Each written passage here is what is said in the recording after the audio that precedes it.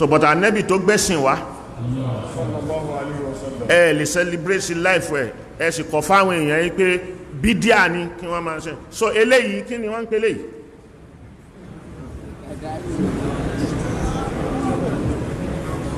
so eléyìí ò kí ń ṣe bídíà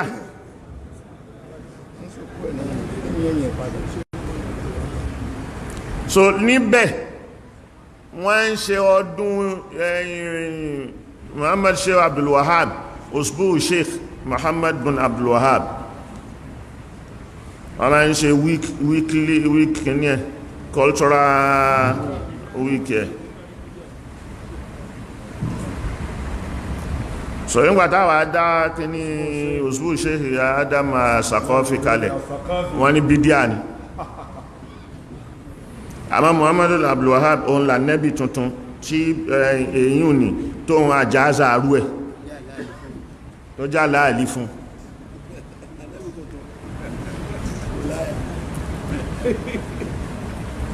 ìyá ni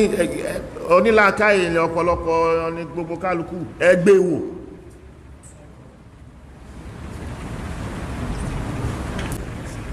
níbi tí wọ́n kó ànẹ́bì tí wọ́n kórìíra ànẹ́bì dé so wọ́n máa sọ fún yín pé ẹ má ṣe mọ́lídì o haram tọ́rọ ànẹ́bì kí ló jẹ́ tó fi di haram ànẹ́bì ò ṣe àmọ́ ọ̀dá àgbà ipá ànẹ́bì ò ṣe mọ́dí ò dá ẹ̀yẹ́ ṣe mọ́dí fún ànẹ́bì Imam Busiri tó ṣe búrúdà wọ́n ti torí ẹ̀ wọ́n pé búrúdà wọ́n kọ sílẹ̀ ó ń dàlẹ́ ìlú wọ́n bínú ẹ̀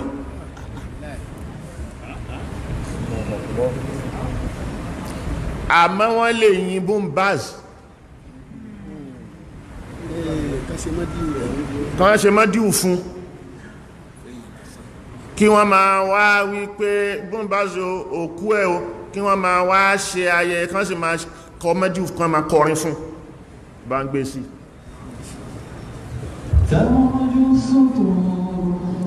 bóńbáàsì ni wọ́n yìnyẹn o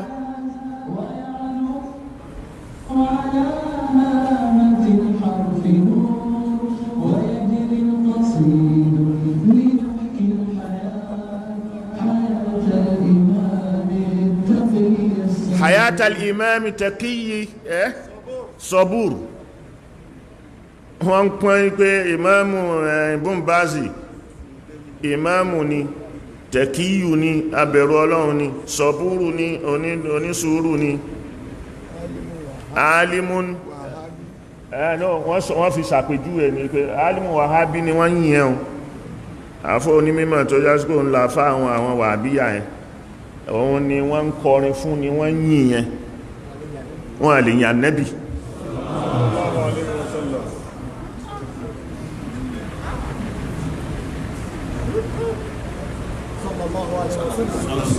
so lọ́bá ti ń ṣàṣàlátù tó yìn ànẹ́bì wọn ni àwọn kèfèrí àmọ́ bóńbáàsì wọ́n lè kọrin kan yìí kí wọ́n ṣe mẹ́díù fún irú eléyìí tí wọ́n bá ń pè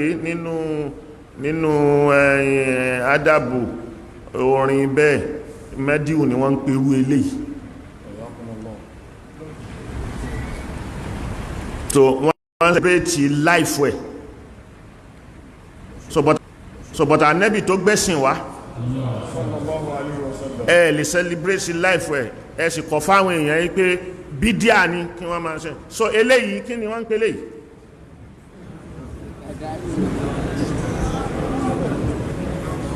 so eléyìí ò kí ń ṣe bídíà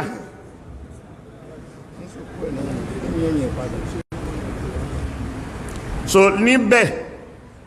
wọ́n ń ṣe ọdún Muhammad Sheikh Abdullahi usbu Sheikh Muhammad bin Abdullahi wọ́n ń ṣe week ní cultural week so nígbà táwà dá kí ní usbu Sheikh Adam Sakọ́fí kalẹ̀ wọ́n ní bídíà ni àmọ́ Muhammadu Abdullahi òun là nẹ́bì tuntun tí èyí ni tó ń àjáza arú ẹ̀ tó já láàlí fún